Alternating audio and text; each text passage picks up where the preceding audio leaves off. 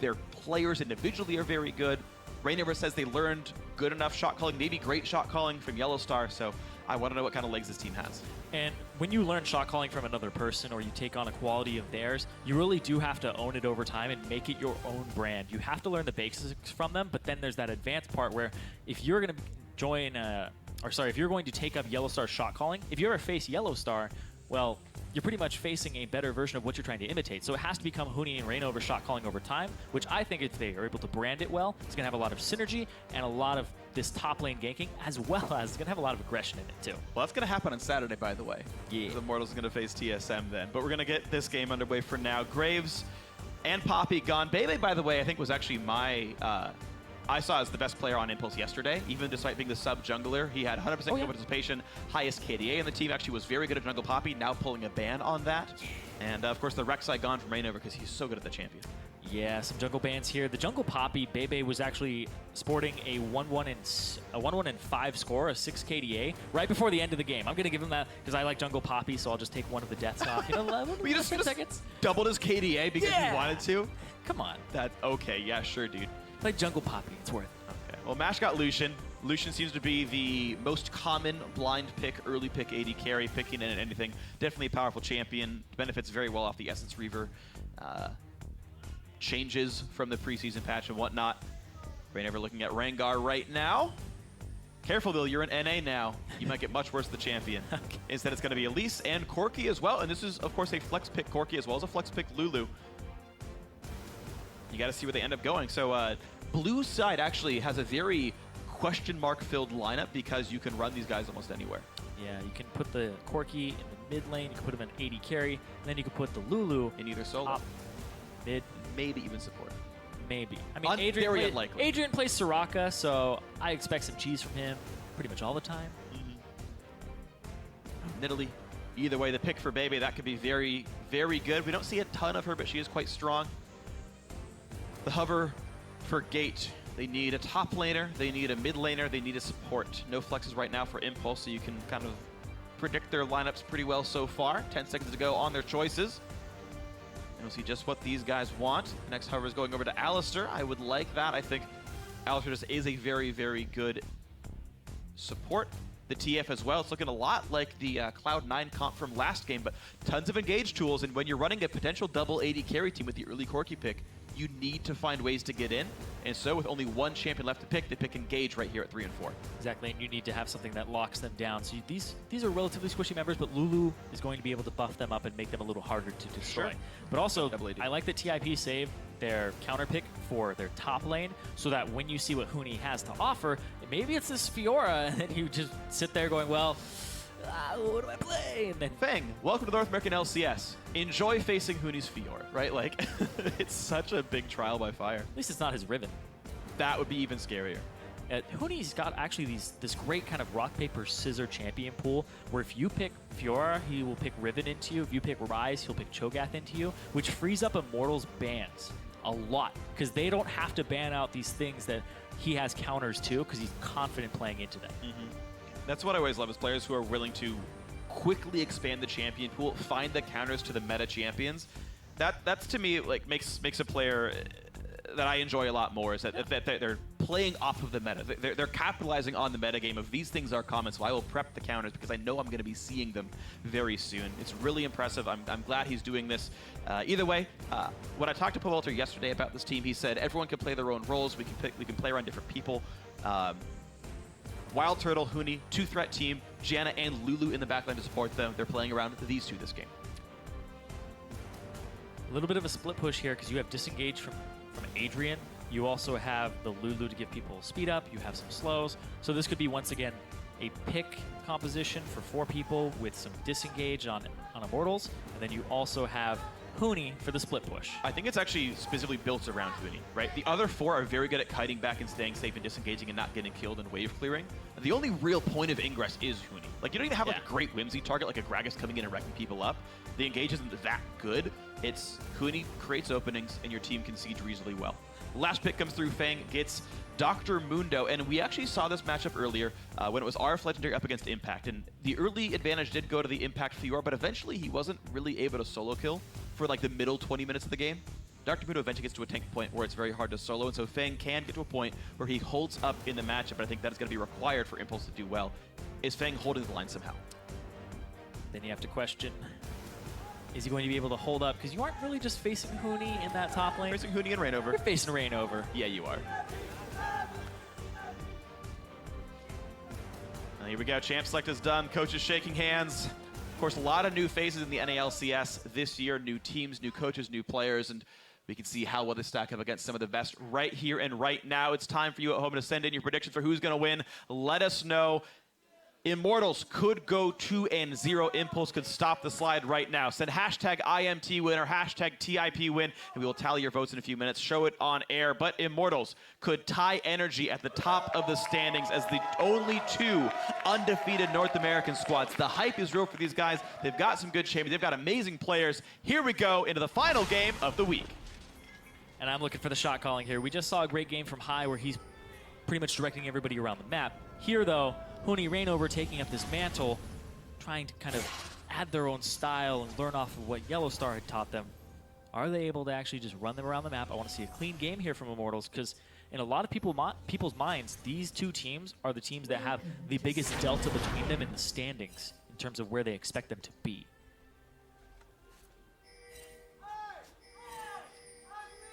Definitely a top versus bottom matchup here, but on any given Sunday, things can happen. The chant from the crowd is, I believe in TIP. I believe if I heard you guys right. Shout out to you guys. We heard some Renegades chants, I believe, yesterday when I was casting as well. So, Renegades had flags. Hey. Someone believes in No, me. Thank you very much. No. I believe in me too.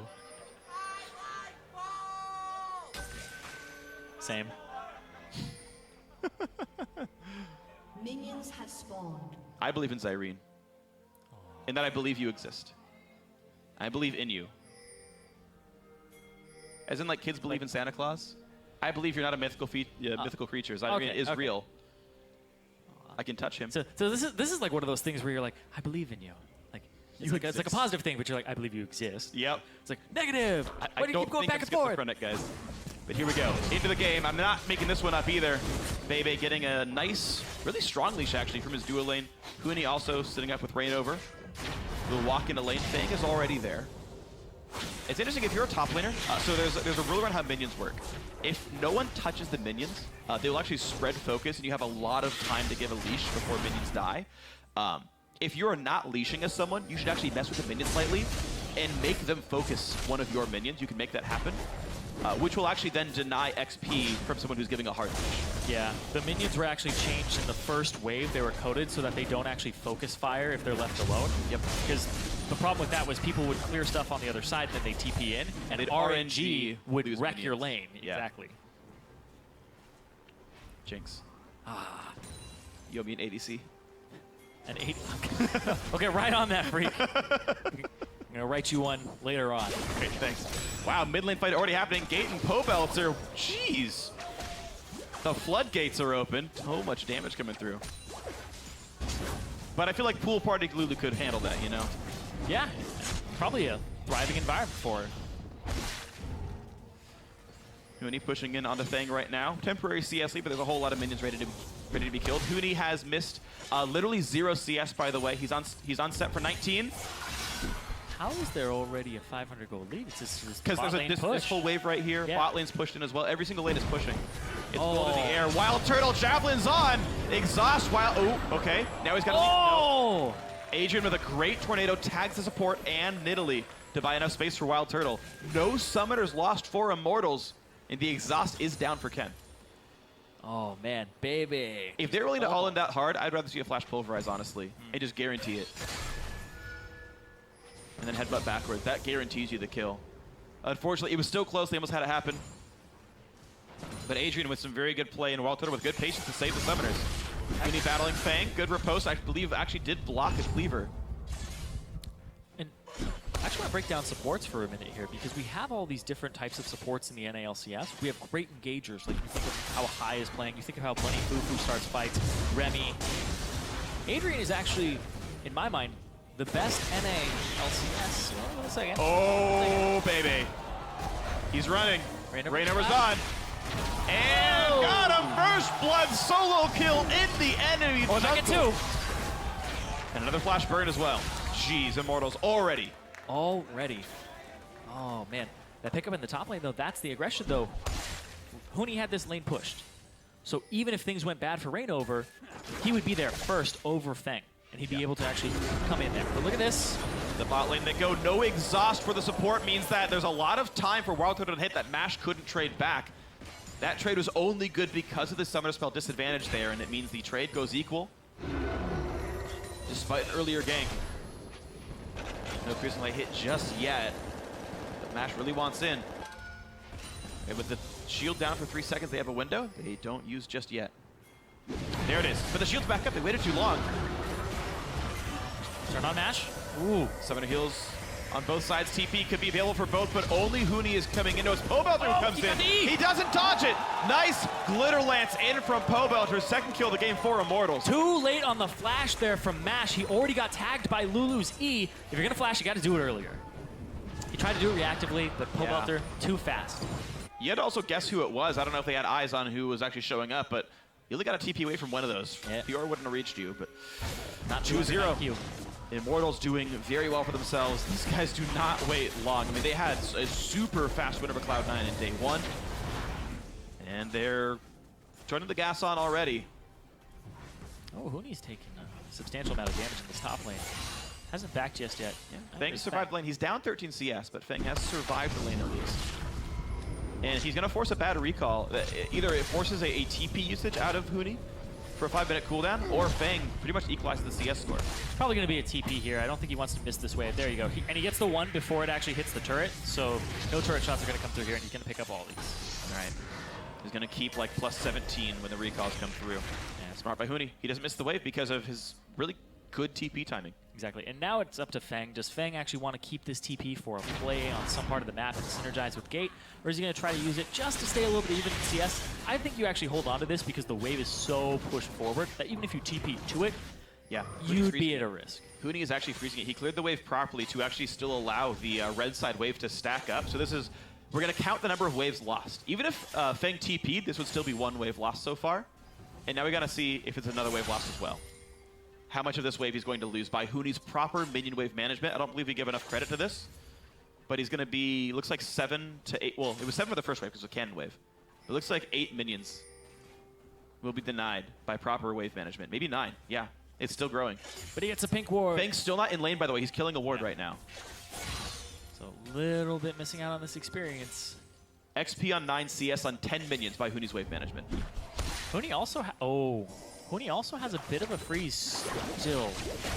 He's going to start pushing back towards the turret, but it's going to take a little bit. On the other side of the map, though, never TF leaves lane. You have to be careful. 7, and he's already recalled once. Gate. So he has items. Gate loved Twisted Fate, and he loved Jace. I mean, too slow. That's why his name is Gate. Yeah. Team Impulse had the right idea, but they were 5 seconds too late to stop Reignover on the red buff. They were there, just not in time. Huni winning a trade yet again onto Feng. It's only going to get worse since they've both recalled once and got items. Here comes the push on a Pobelter who does not have flash. Ken should be able to get this. There's the headbutt. There's the pulverize. There's the gold card. But Ken, only level 4, can't make the dive happen. He's going to die for this one. Whoa. They don't have the damage to kill him. Now Bebe getting attacked without flash. Reignover is not going to chase this one in just yet. He'll survive. He's got a potion going. Okay. Just barely. That extra auto with the red smite on as well as the red buff. Red smite, red buff is more caught than I thought. You're right. It was closer than he's going around top, though. He's just applying pressure on Feng. Feng knows, though. Feng now has to give up minions, though. Impulse with reasonably good communication, and now Feng, I think he just needed to run to the right and just suck it up. He's going to get cocooned at some point. He's just taking auto attacks now. He's not going to get away from this one. I think he probably was dead anyway, but I think a slight misplay all the same. He had no flash, so Adrian just played it very safe. Yep. Slow, walk up to his face, and then use it. If he's going to juke, just auto attack. Yeah. Make them commit to actually running away before you send a skill shot out, and you just get your damage, you get your damage, you get your damage, and he still hasn't dodged it. But still, this has been a great move from Reignover. Coming mid, ganking, making sure that he picks up that kill. pushing Bebe out, and when you push the jungler out, you know you're not going to be able to have a counter gank top, so you immediately run there, and look at this! Oh no! Hey! That's the kind of move tilts are made out of. Fang TP's in the lane, immediately gives away another 350 gold. Into the mid lane goes Wild Turtle. Gate forced to just die. Wild Turtle! Valkyrie's forward continues to succeed every single champion Wild Turtle's played so far. You can move block into the enemy team, and it's been the right choice almost every time. Oh, he had a package for him. Jumps right in, and I think that this is actually a very scary champion to put in Wild Turtle's hands. Just because he has that ability to jump in, and then you still have access to Valkyrie as well after you use the package, so you get to use it twice. In the mid lane, though, hey, special delivery. Pushes him a little bit forward, but it does get a slow portion of it, and then he also has the Lulu picks as well for that extra damage. So he wouldn't have killed without that damage. Yeah, Pobelter's actually helping out a lot here. Bottom lane, flashes, gets mashes in return, gets the kill, and then in the mid lane here as well. Had that turnaround, and then once again, this one here that Wild Turtle was able to pick up with that extra damage. Wild Turtle right now trying to freeze his bot lane out. Ken and Mash taking not the best recall ever. A lot of attack damage on this Lucian right now, though. I actually want to touch on something with Hooney's build, because I just said in the last game that with Fiora's, you want to build Jarm's Fist first and get HP, but against a Mundo, you actually need the Vamp. You need lifesteal to survive the lane. Yes, so what Hooney will most likely be doing is he'll turn this into a Ravenous Hydra, immediately change it into a Titanic. I think you keep it for a while. But then you can swap it back after you get Black Cleaver or Phage. He might, maybe I think it's a matchup you keep the lifesteal in, because like the need for lifesteal doesn't change in this case. You need it to beat Mundo because he regens and pokes you. Would be my guess. Yeah, and also you can change later in team fights. Dyrus was saying if you have more HP, his Q does more damage to you. So yeah, it doesn't actually make you tankier against Mundo in almost any meaningful way. So you want the Vamp instead. Yeah, I think it keeps the game the way it is.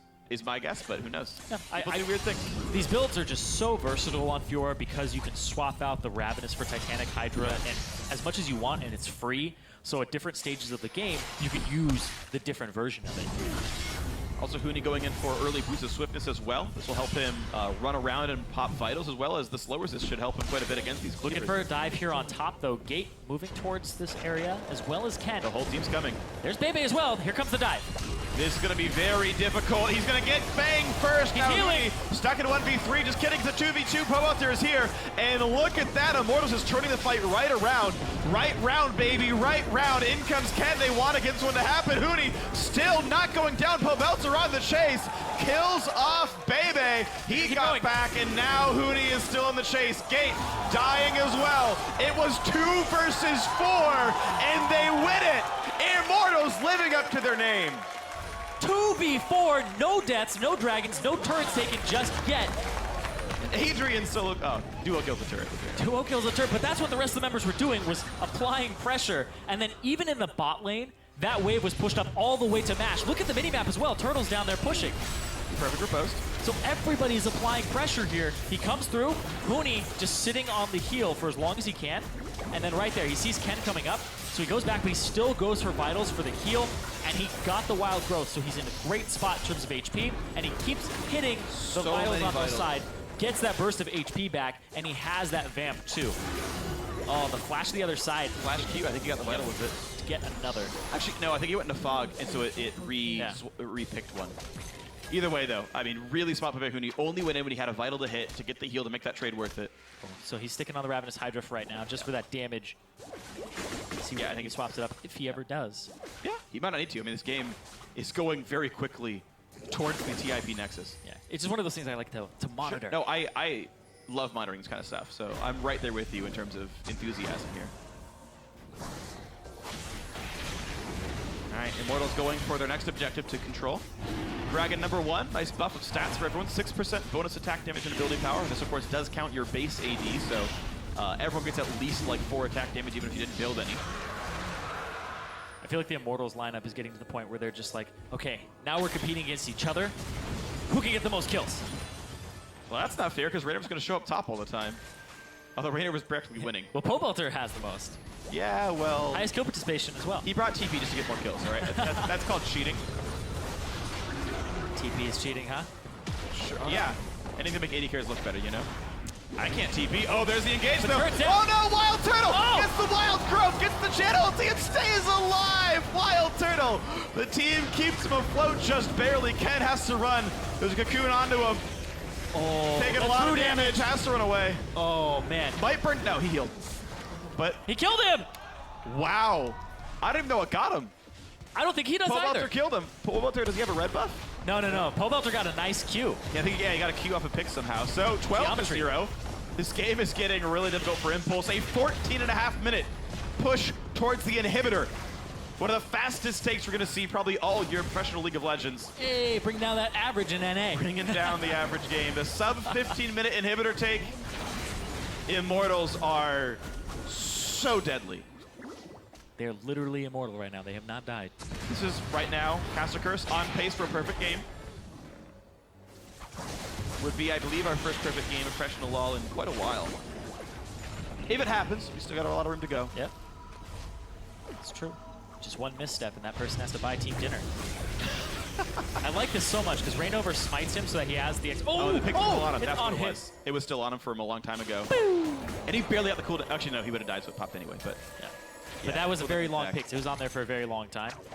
But I like that Reignover smited him with the red smite and just continued to auto. And then he's really good. Reignover's really good at changing into into human form and getting that last auto attack off with the red smite. Wild Turtle finds Bebe, finds some damage. Gets stunned up.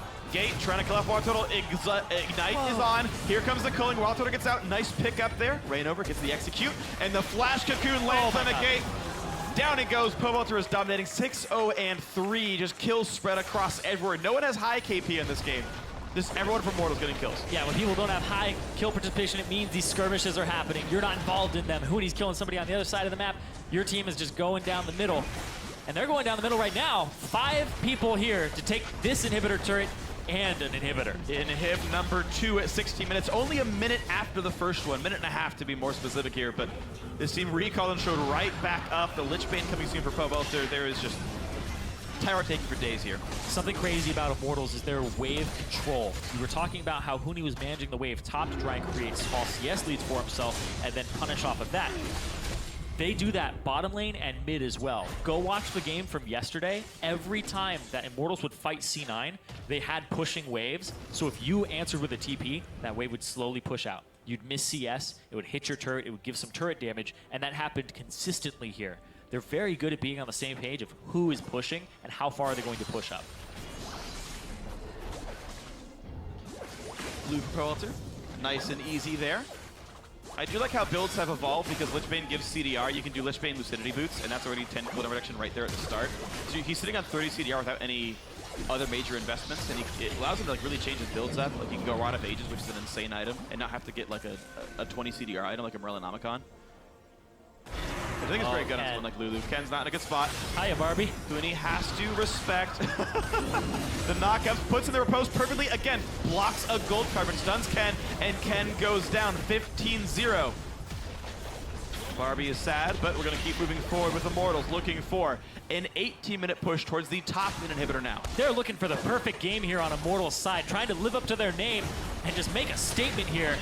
But they're not on this level. I wonder if they could win before 20 minutes. That would be insane. Not even able to surrender in a professional game of League of Legends. Another that kill. happened. Pobelter basically one-shots Bebe. 18 minutes on towards the Nexus. Impulse couldn't surrender if they wanted to. And Immortals looking for blood, looking for the kill, looking for absolute perfection in this game.